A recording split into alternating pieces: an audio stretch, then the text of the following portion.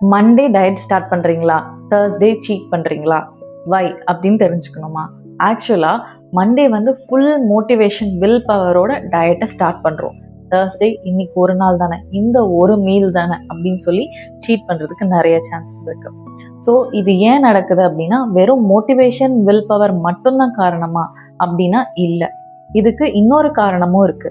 இது வந்து ரிசர்ச் பேசிஸ்ல என்ன சொல்றாங்கன்னா, ஒருத்தங்க வெயிட் லாஸ் ஸ்டார்ட் பண்ணதுக்கு அப்புறமா கொஞ்ச நாள்லயே வந்து அவங்க பாடி அடாப்ட் ஆகிறதுக்காக சில ஹார்மோனல் இம்பேலன்ஸ் கிரியேட் பண்ணும். அதுல 2 ஹார்மோன் இருக்கு. ஒன்று கிரெலின், இன்னொன்று லெப்டின்.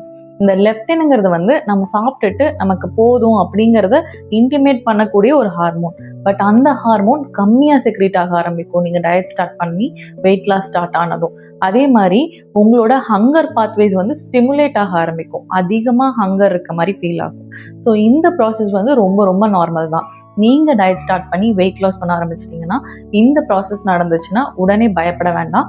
கொஞ்சம் சஸ்டைனபிள் உங்கள் லைஃப் ஸ்டைலுக்கு ஏற்ற மாதிரி ஒரு நல்ல டயட் சூஸ் பண்ணிங்கன்னா உங்களால் அந்த டயட்டை ஈஸியாக ஃபாலோ பண்ண முடியும்.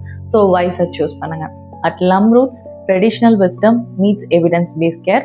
We truly believe symptoms are just communications to restore your health from root cause, because healing starts within.